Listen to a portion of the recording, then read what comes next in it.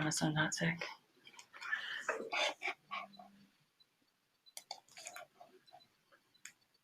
Hello, and welcome to this panel of Getting to Know You Author Edition. During this session, we'll be talking with the nonfiction and poetry authors who are being featured at this year's Black Ink Book Festival. The first author that we're going to hear from is Anthony Green, and then we'll go from there. Just to note, there will be no Q&A section after this reading. So at the end, we will just encourage folks to go to the author's virtual booth so that you can learn more information about these authors. And while you're at the virtual booth, please click on that yellow button that says I'm interested so that you can be up to date with all of their information after the panel and after the festival. So with that, we're going to toss it to Anthony Green. Thank you. Okay. Hello, everybody out there. I'm going to be reading 2 poems from my latest poetry collection, Carpool to the Moon. You convinced me that the sounds that the sun makes were for my demons to dance to. How did you do it? How'd you get the devil, as big as he is, to dance on both of my shoulders? As careful as I was, how does everyone know what I did last summer? I swear you finessed the hook and bait in ways that makes my capture look like a sweet escape. You land your hooks in me perfectly every single time. For that reason, I've been stuck inside. I'm putting the voices urging me to go outside, ignoring the paranoia telling me that my roof is on fire. I set fire to the routes that carried me to the fields where my vices grew into the shapes of villains, where versions of myself tended to their growth, where I abused things in abundance and lost self-control. The scary part is, at the peak of the flames, I felt a regret so deep about burning the bridge, I felt like I jumped off it. I thought I was saving myself, cutting off access to the things I did in excess. Maybe this is just my brain on withdrawal. That would explain why I feel like the cage bird that broke free, only to fly underneath dark clouds. Thank you.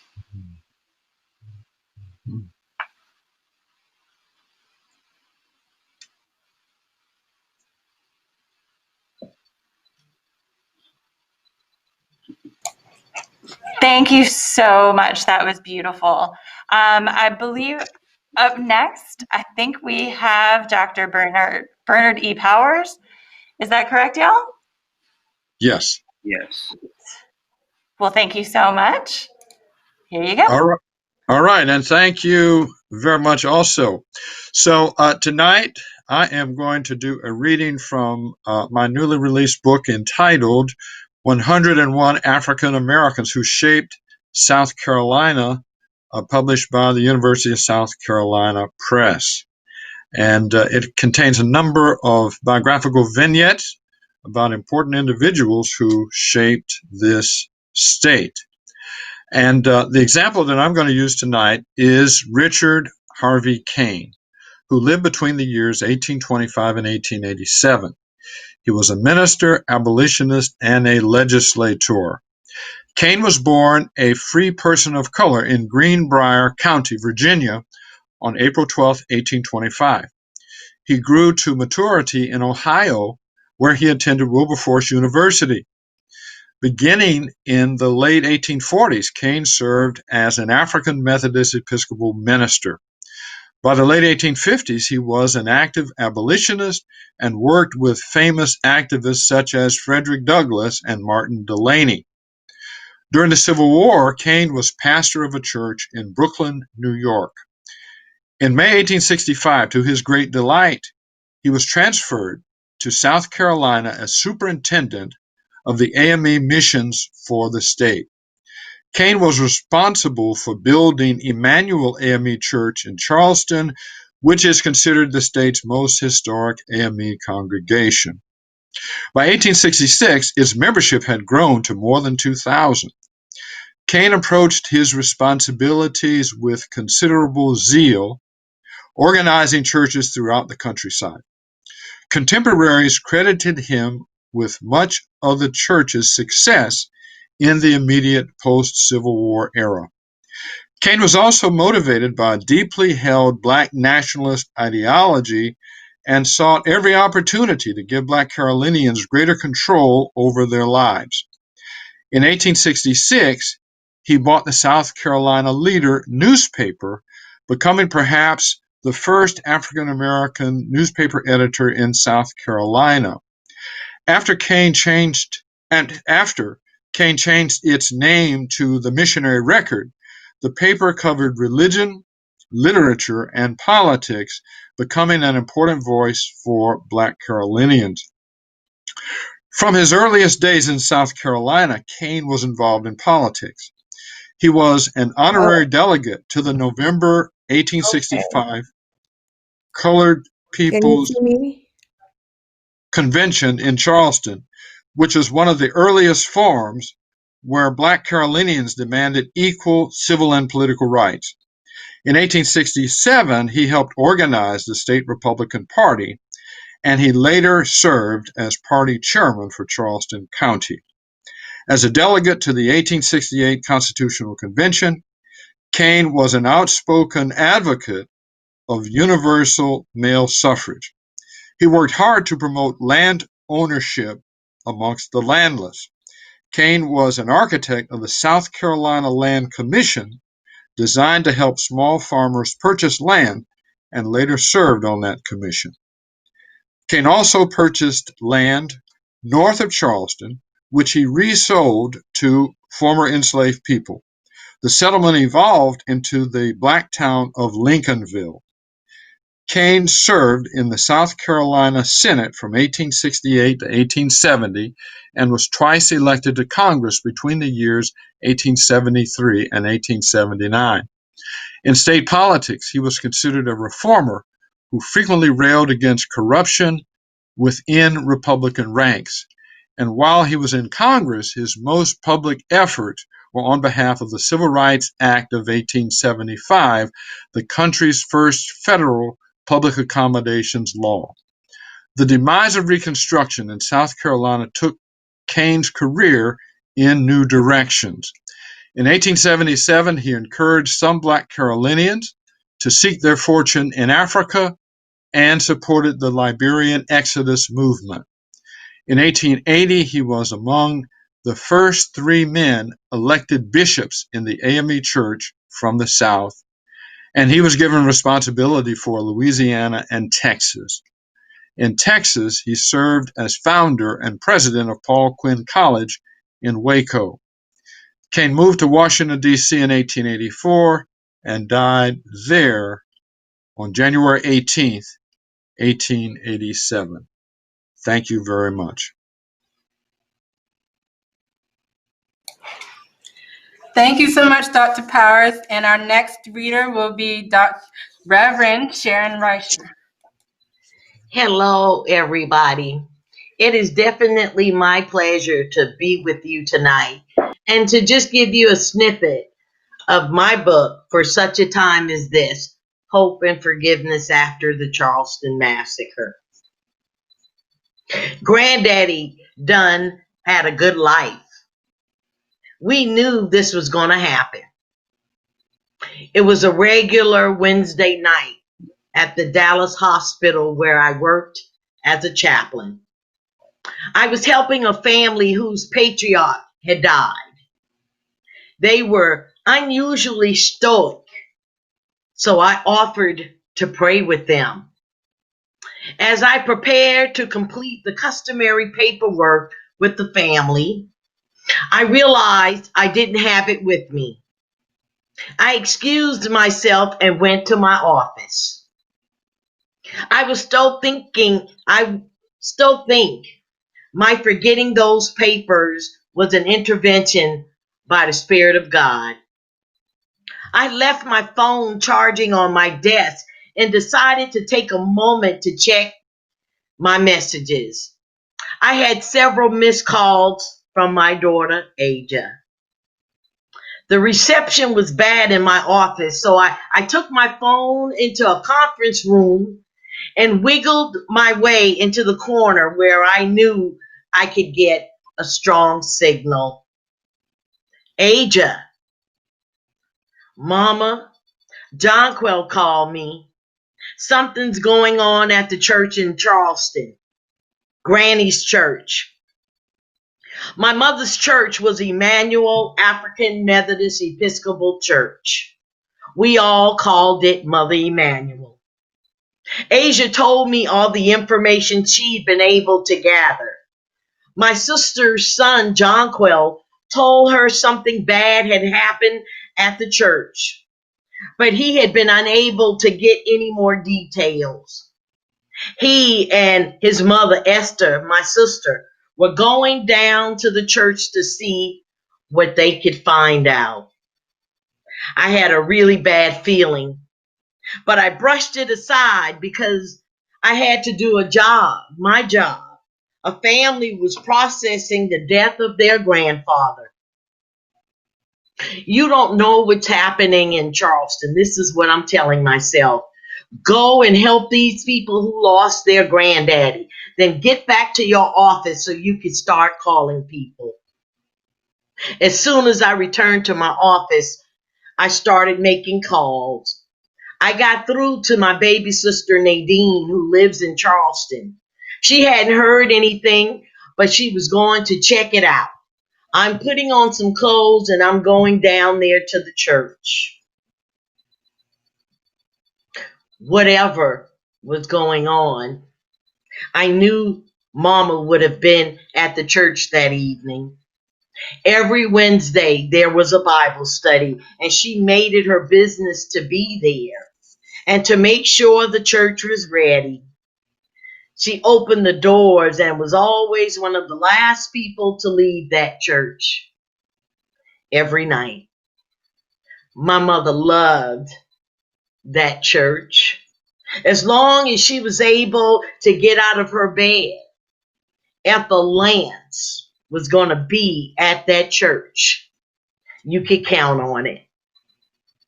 One time she said to me, for all the things I might have not done right in my life,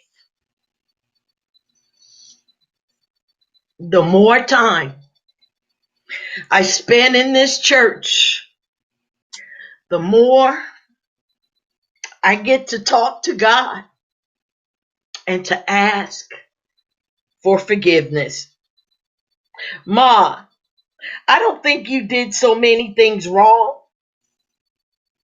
Her tone turned maternal.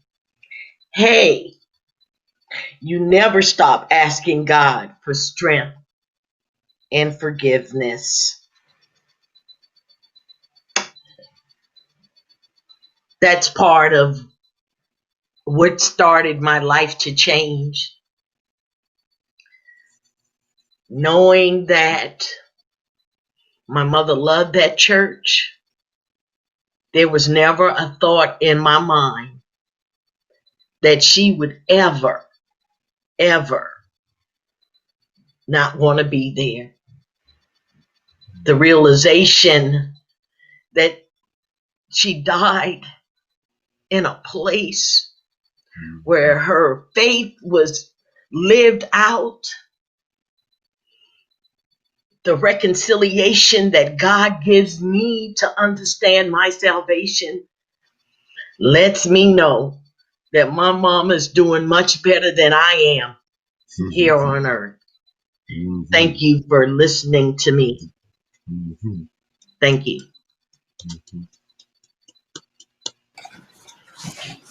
Thank you so much for that powerful reading. Thank you very much. And now our final featured author for this panel is Miss Theresa Hilliard.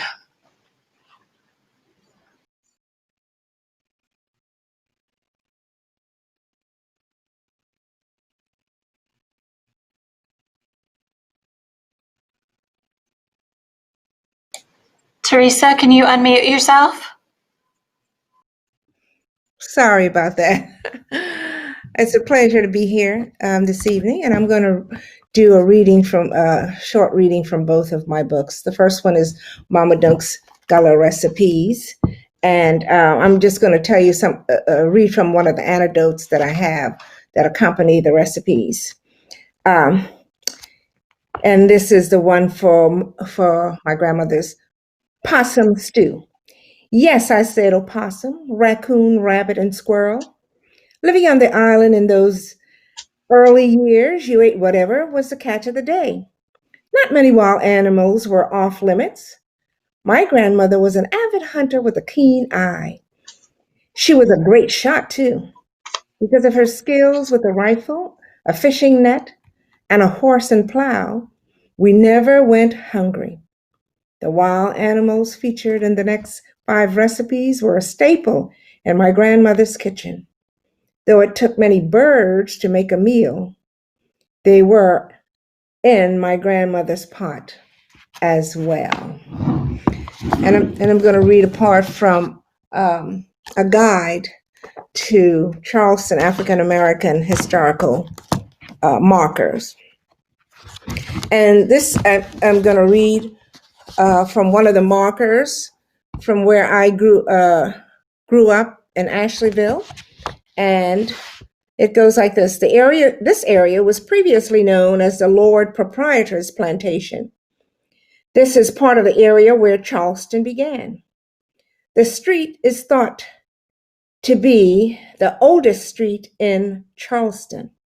The first governor's house was located at the end of the street overlooking the Kiowa River, which is now the Ashley River. Mary Richardson Moses Bowen Taft inherited hundreds of acres of land in this area from her deceased husband, Christopher Columbus Bowen. She owned the historic Hillsborough Plantation and began selling 50 by 100 lots to the Black freedmen after the Civil War. She sold the lots for $25 each, payable in 5 installments of $5 per year.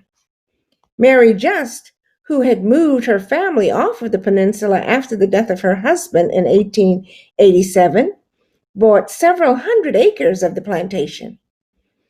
It was Mary who canvassed the mostly Black residents to transform the settlement into a town and is credited with as the founder of the all-Black township of Maryville. It became the first purely Black town in the state. Maryville was chartered in 1886 and incorporated as a town in 1888 with its own governing body. The town was split into 2 sections, Ashleyville on the side near the Ashley River and Maryville on the other side to make way for Highway 61, St. Andrews Boulevard. But in 1936, the town's charter was revoked and Maryville became a part of an unincorporated Charleston County until annexation into the city of Charleston in 1993. Thank you very much. The first book is just preserving my family's Gullah recipes. It's an heirloom of sorts. And the second book is sharing historical markers for African Americans. Thank you very much. So thank you so much for that, Theresa Hilliard. And thank you to all of our readers, our authors for this session. You guys were amazing, reading from very powerful works, very informative works, very creative works. So again, please visit these authors' virtual booths in the arena area. Please click on the I'm interested button so that you can make sure that you're going to get more information from these authors after the panels and the festival. And finally, some of these authors will be holding office hours, which is where they'll be at their booths in person, and you can talk to them and interact with them and get to know more about them and their work. We will have a schedule of these office hours sent out to attendees either tonight or tomorrow. But again, thank you so much for attending. And again, thank you to the authors for sharing their work. And I hope you all continue to enjoy the festival. Thank you.